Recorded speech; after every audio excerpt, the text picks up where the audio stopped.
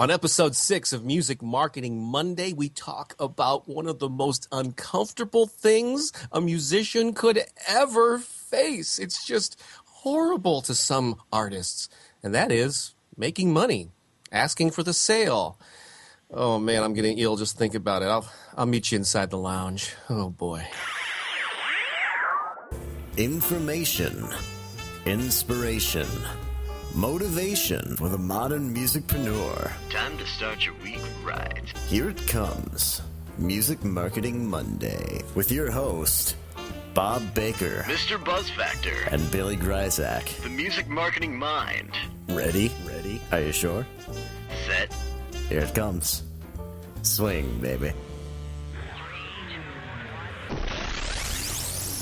Well, hello. Welcome back to Music Marketing Monday. That's right, the show that does its best to get you kick-started, jump-started, excited about the wonderful world of music marketing with your co-host, Billy Gryzak, the music marketing mind, and Bob Baker, also known as Mr. Buzz Factor, author of the Guerrilla Music Marketing Handbook, etc., etc. Hey, Billy, good to be back with you as always. great to be back with you. Now, you're still obviously back home in St. Louis, and how's the weather out there?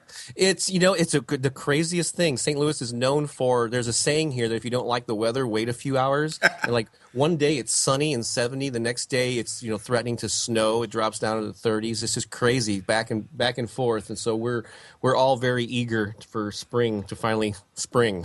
Although, yeah, actually, as we record this, it's the first day of spring. We're recording a few days ahead of time. And so, hey, happy spring to you. Hey, man. Well, I got tired of waiting for spring. Back in Wisconsin, where I live, it snowed last night. But as you know, I'm still on tour down here in Florida. And we spent the day on Clearwater Beach Island yesterday, me and my daughter. And it was wonderful. Then my wife sends me this text saying, it's snowing again. And so, anyway. Hey, listen. Here we are. We're up to episode number 6. They said it wouldn't last, but we just keep going anyway. Yeah, I'm not sure who they are, but I think they did say it. They said it. And also, we were doing something unprecedented in our long tenured run here. We were actually coming to the end of a 3-part series on basically taking your career to a more successful level. So let's tell everybody what we're planning on doing today and where we've been and get the show started. And where we're going, yeah. So, and I think so that will be episode 4. We started with the covering what I consider the 3 steps to effective music marketing. Step 1, which we covered in episode 4, was creating awareness. That's the first step, getting your name out there. Step 2 is building relationships with your fans and other folks in the music business. So go back and listen to those, starting with episode 4. Episode 5 covered step 2. And here in 6, we are covering the 3rd important step, which is making money. It's profiting. It's at least, making back the investment that you put into your music career. And there's so many different facets to that. And I'm sure you realize that with a lot of musicians, there's a lot of psychological baggage that comes with making money, asking people for money, selling stuff in general. Don't you find that to be the case with a lot of artists? Well, it's not even just artists. Most people don't want to sell. They don't want to ask for the sale, no matter what business they're in, which is why a lot of people just shy away from the whole sales industry in general, and then creative people, we're all kind of looking for affirmation, love, Right. And we want to be appreciated for our art. And a lot of people think that when you add commerce into the art, that it somehow taints it, and luckily I sort of dispelled a lot of that in my own life, even though sales didn't always come naturally, like face-to-face sales. I think we mentioned this a couple of episodes back, that when I used to sell, when I used to run my local music newspaper, the revenue source was advertising. It was display advertising. And so I had to go out and meet with and call on music stores and recording studios because it was a music newspaper. And I did not like that process. However, I did end up getting comfortable with like when I was promoting my own books and my own message. That was like a different thing for me because I was promoting an idea and a mindset and helpful tips for musicians. And so I learned the art of copywriting and how to describe my books and workshops in a way that kind of intrigue people instead of turning them off. Well, you're never going to please everybody, but I think you know what I mean. There's a whole art to this thing, you know. Well, absolutely, and I think one of the most important things is you have to really be into it, you know, and believe in it. And I just got to say, my ideas towards sales are a little more bizarre. I'm not the most conventional person, so I'm wondering if perhaps maybe you should take the lead here and hit some of the conventional points, or the points, you know, that are important before I start tainting them with my special brand Yes, of. yes. Let me get the purity out there, the Snow White version, and then you can taint them. Yeah, you know, because I have definitely, you know, with as many years as I've been out there selling music to people, I have lots of interesting opinions on it. And you know, like the weather in St. Louis, it changes by the hour. Okay, Right. so Yeah, really. so go ahead and take it away, Bob. Tell All right, us, cool.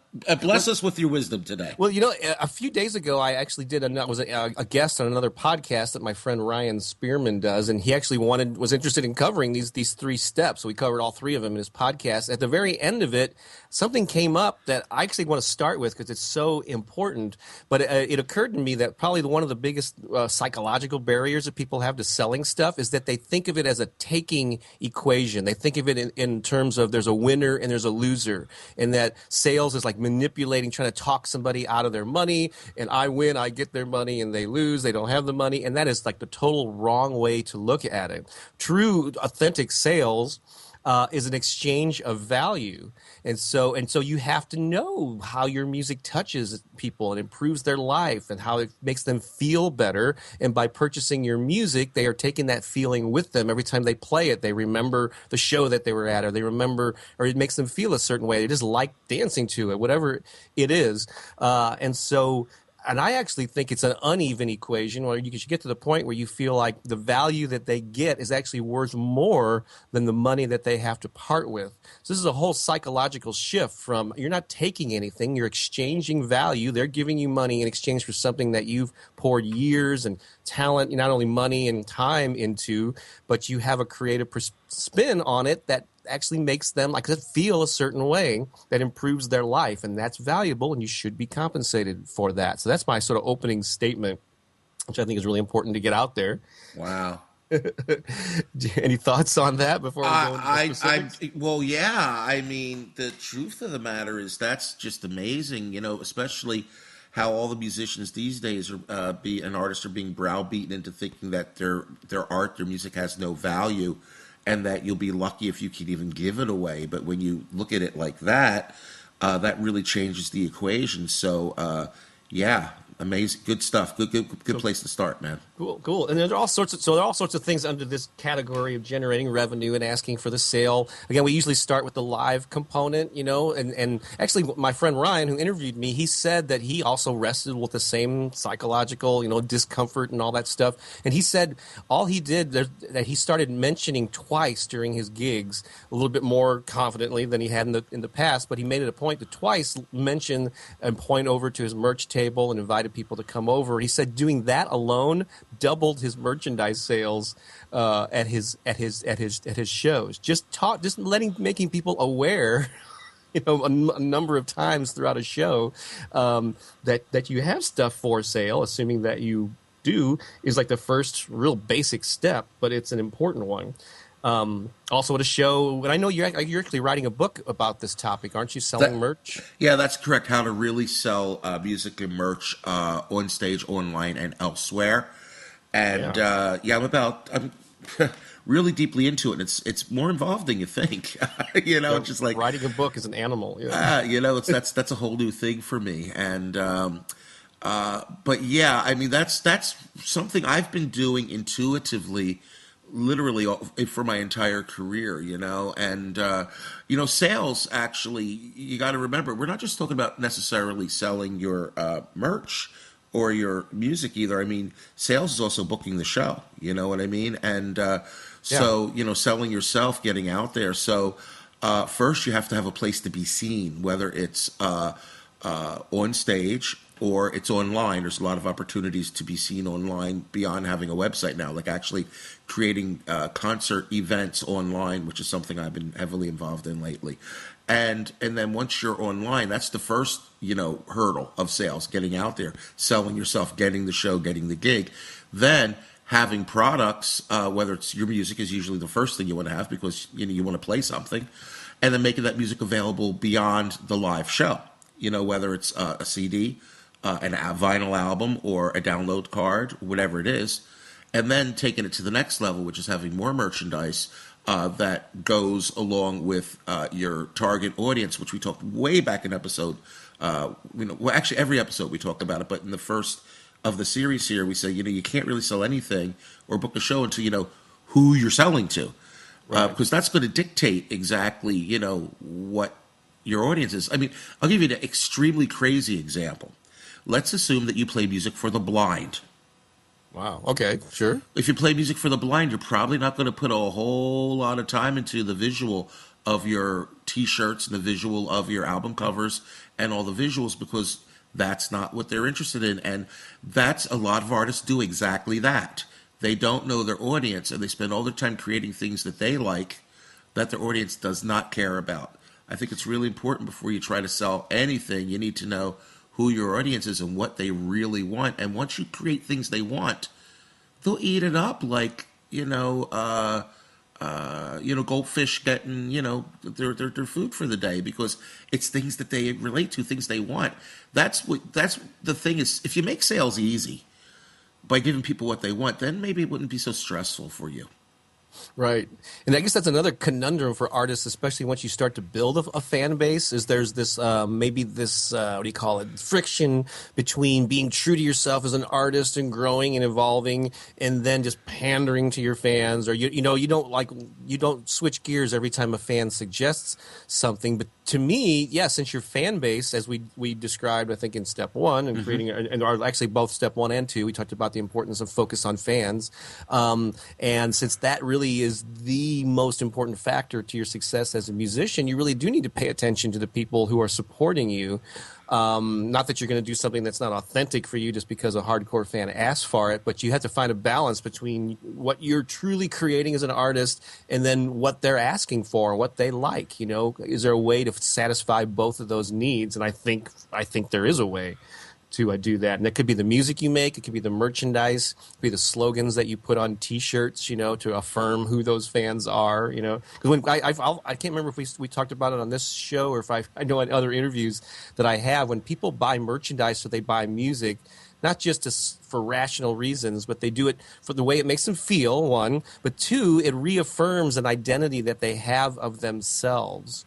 Which is why I think it's sometimes better to put like a slogan from one of your songs that affirms an attitude than it is just to put your band logo or your artist name and website on it. People are more likely to wear something that, again, reaffirms an idea that they have of themselves, or something that they aspire to be. If they aspire to be cooler than maybe they are currently, and wearing something of yours will shout that to the world that, hey, I'm cool.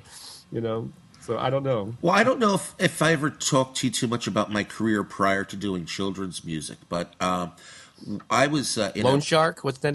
Yeah, exactly. Yeah, yeah. You was a Jersey Loan Shark. Yeah.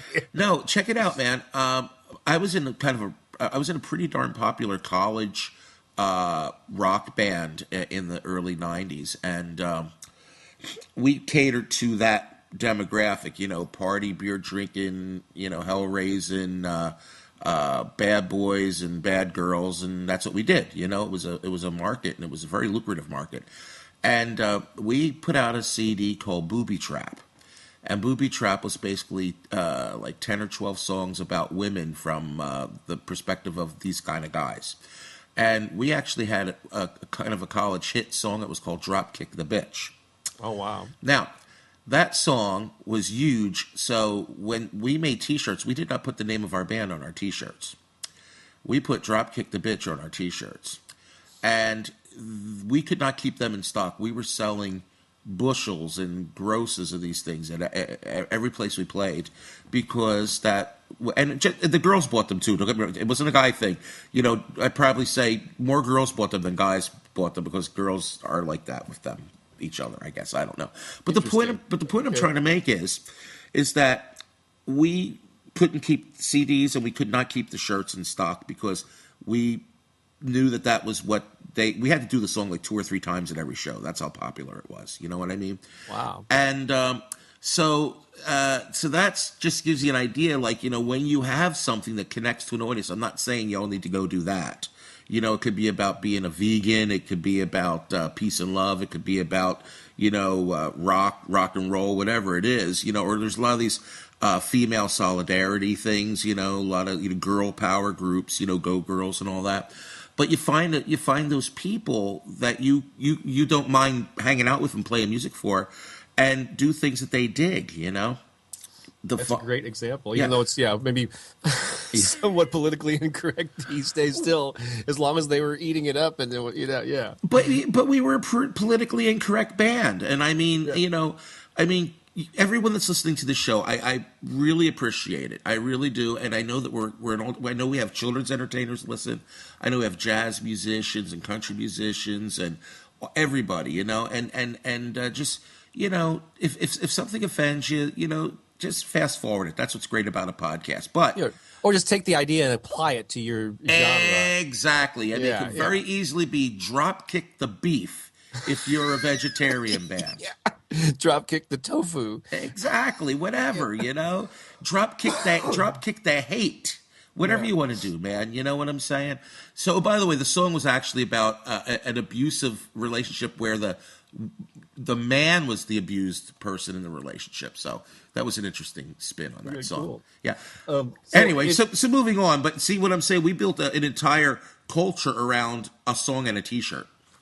Wow, that's very cool. So it can be done. You paid attention to your fans. You created something that expressed who they were, not just promoted your band. Right? Because I think our model for merchandise is the major concert, or it's a major artist. And so if you go to a U2 concert or a Coldplay concert or whatever, the T-shirts have their photos and their logos on it, and so you think, oh, I need to do the same thing. But I think as independent artists, you got to think a little bit differently, and you're probably better off especially early in your career, to do that. The slogan or something that expresses who they are. I got some other bullet points here from the first chapter of the Guerrilla Music Marketing Handbook. Just some real basics on sales. We already talked about live shows and the importance of like setting up an attractive, well lit merchandise table. Preferably near either near the bathrooms or near the exit, where a lot of people have to walk by it. The obvious stuff: make your music available on CD Baby and Amazon. Get digital distribution, whoever you go through for that. And then stress the benefits instead of just when you describe your music or promote it, whether it's from the stage or on your website. Don't just put it's 12 songs and it's engineered by so and so. That's all like dry features type stuff, but describe how they're going to enjoy it. You're going to feel this way when you listen to that. Make very you-oriented statements. Speak directly to the reader about how they're going to benefit. Use testimonials from your existing fans about how much they enjoyed it. Even offer a money-back guarantee on stuff that you sell from your own website to show that you stand behind it. Let's see here. And then another thing that's really a benefit to being prolific, it's probably better off to put out a series of EPs maybe than like 1 or 2 full-length albums. That way you have more products that you can bundle together, and then you add T-shirts. And when you have a whole line of products, you have I actually suggest that you sort of raise the price on the individual items and then give a really super bargain if people buy 3 or 5, of something, or a combination of different items, and then you'll find that most people are going to be going for the bundle than just the individual item. Your thoughts on? I think you used to do that with your kids' music stuff too, right? Oh yeah, well I still always bundle things like crazy. I'll tell you one thing that I've seen done, and I've been experimenting with, and I think this is brilliant. And it also comes from something that other product manufacturers are doing. People haven't really totally embraced the download card yet. It's still a little new. People a little weird with it. What I recommend you do, and I got this idea from Webkinz dolls. Basically, a Webkinz is a little stuffed animal, and it comes with an internet code. And every time you buy one of these stuffed animals, you put in the code, and then you go on their website, you can play a game or whatever. So what I started doing was taking my merchandise, take my hats, take my shirts, And since the goal is to have people listen to your music and share your music, sell them the T-shirt with a download card attached to for a song or an album, whatever you feel is right. Since a lot of people are saying they feel like they need to give their music away, well, I don't agree with that totally, but sell them the T-shirt, build in the price for the music, and then staple or tape or whatever. Put your download card right there with every piece of merchandise you sell. So no matter what they buy, they're going to be exposed to your music.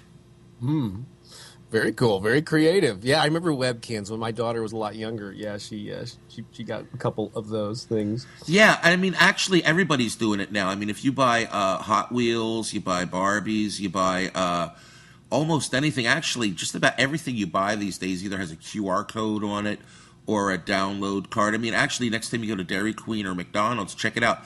They always have like little codes right there on their drinks and everything. It's like they do all kinds of crazy things. So why not use that as a way to drive more people to your website? Ta-da! And or get them a bit of music that will last way longer than the shirt or the hat or the bottle of water will. Mm-hmm. I know these shows are getting longer and longer, so we probably need to wrap this up soon. Yes. But I'll just give one little more tidbit. So there's a program that I've been working on that I need to finish that has a crazy name called the Magnetic Cash Flow Formula. It's a series of like 5 or 6 videos where I actually go into depth about this whole psychology of sales copy and making offers and all that. And so making offers is another thing that you should periodically do, like a special offer. And quite often, and here's like a little tip from that program until I can get it out.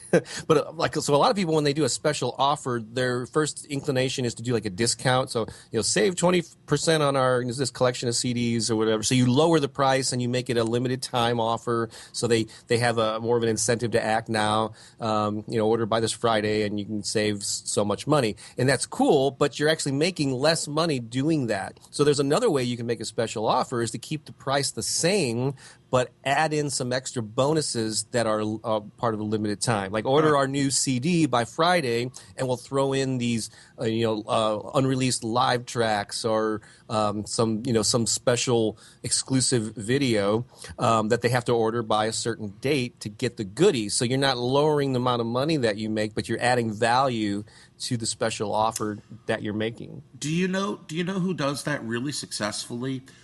Video game makers. My son is a major gamer, and when a new video game comes out, first of all, they make everybody pre-order it, which is great.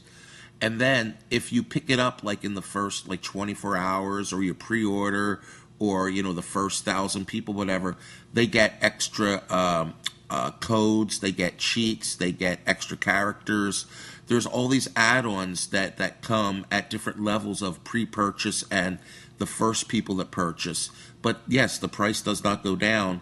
They just add features and build in features. And I got to tell you, these kids are crazy about getting special features, and they will do whatever it takes to be the first one in line to get that video game at midnight.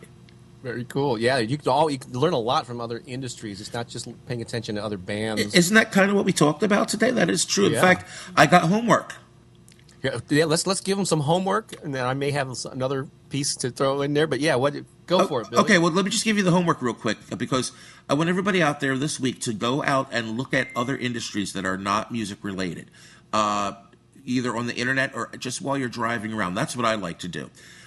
In fact, recently I went to the Florida Museum to see their manatee, and they had these big signs up everywhere, and it had a picture of Instagram, Facebook, Twitter, Pinterest, and it said, share your pictures with us. It was brilliant. And I thought, everybody should put that right on their stage. Have a little sign with all those little icons. Say, send your pictures at the show to us, So there's something that I learned from going to a museum. So what can you learn from another industry, from another business, from another, what's something that you can learn and apply to your business? And we want to hear.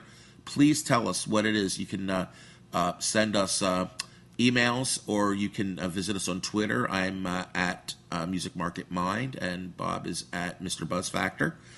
Or you can hit us up with the hashtag. What is it again, Bob?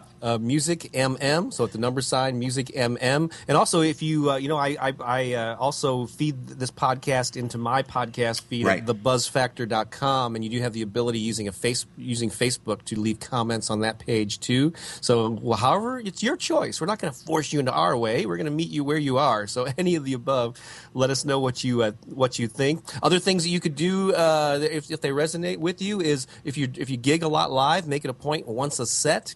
Or twice a night, or however many you decide to mention, confidently, and that you have stuff available for sale. Another thing you can do is to think about how you can describe your music in you-oriented terms. Try to, stay away from just fact-based, it's 12 songs and it came out in July. Say, hey, you're really going to want to get up and party, or whatever the benefit is. Think in terms of describing your music in that way and see how it affects your sales. Wow, that is just absolutely fantastic. So, well, we better wrap this up, otherwise, we're going to be doing Music Marketing Tuesday. Yeah, we're going to go into So what do you got going on this week, Bob? Well, yeah, actually, it occurs to me that I actually released a product last year called 19 Cash Flow Strategies for Musicians and Bands. And in fact, Billy, you were exposed to that material when you took the one of the modules of the Guerrilla, music marketing, the master classes that I did. So you may recall that it's an audio program, which I know isn't necessarily. I don't think that's your. Oh no, you don't like the worksheets. I think aspect of the. No, I don't like worksheets. I love audio because when I have audio. I can always be exposing myself to it, whether I'm driving or walking or in the shower. We talked about that last week. Oh, cool. Yeah. That's right. So, yeah, this is primarily an audio program. I can't remember if it's an hour or hour 15 minutes or something, but it comes with worksheets where you take notes as I go through these 19 cash flow strategies. And they were meant to be not obvious, and they were supposed to be short-term cash flow strategies. You're not going to get some super, sell your music on CD Baby or nothing like put together, a new album, which is going to take a year. These are like short-term stuff you can do this week, this month to earn some extra money, and a lot of them are kind of out of the box. Beyond that, I'm going to be starting to do a series of interviews on music licensing, and I'm setting those up. And so look for a new product from experts, and whether they're musicians or music supervisors. I'm going to try to interview a variety of people on this topic that a lot of people are confused about, but very interested in. How to get your music in TV, film, games, and all that stuff. And I'm thinking seriously about doing my first crowdfunding thing in April for an upcoming book. Really? So yeah, I've never done. It's not. I'm probably going to use Rocket Hub instead of Kickstarter. But I'm going to kind of tease you about that and maybe let you know more next week.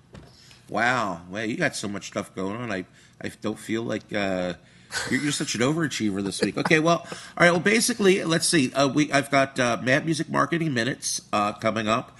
You can find that on iTunes and anywhere that you find podcasts, pretty much. And our guest is a friend of ours. It's Rick Barker. You know Rick, right? I do. Yeah, from Nashville. From Nashville. Used to work with Taylor Swift, and he does a lot of great things and has a lot of great thoughts on music business. So that'll be my podcast coming out. And also this week, I'll be doing some live webinars. I'll be doing one on actually I'm going to be doing one on selling merch. I don't have an exact date on that yet. And I'm also going to be doing something on booking gigs, and that's going to be an ongoing series. So the best way to find those is either go to concertwindow.com and just check out the show list, or you can hit me up, follow me on Twitter at Music Market Mind. I'm rebuilding the Music Marketing Mind website right now, so the information is a little out of date because I want it to reflect the things that I'm doing, the things that you're doing, the things we're doing together. So I decided just to rebuild the whole thing. So I'm living in WordPress hell. Yeah. I know the true story here. Yeah. So that's what's going on. So anyway, this has been a great show. Anything else you want to throw in there, Bob? No, just I want to remind people that even though I know you post these on Spreaker, yep. But I also, as I mentioned, if you go to thebuzzfactor.com, click the podcast tab, you'll find both Artist Empowerment Radio, my long-running podcast, and yep. also Music Marketing Monday is there. And I always include in the show notes, I try to catch all the stuff we talk about and link to it. And so you can check stuff out there in addition to leaving comments. So I think we've bombarded people with enough information. Hopefully they're on friendlier terms with this whole sales thing. It's not evil. It's friendly. It's, it's a win-win situation where they actually, the person that's paying you has a better end of the bargain. Cool, man. So there's what I want to leave you with. So, Billy, this has been fun, dude. It's been fun, man. All right, well, I'll next time I talk to you, I'll be back up in the north. So, Happy spring, everyone. Happy spring, everybody. Bye-bye. All right, so long for now.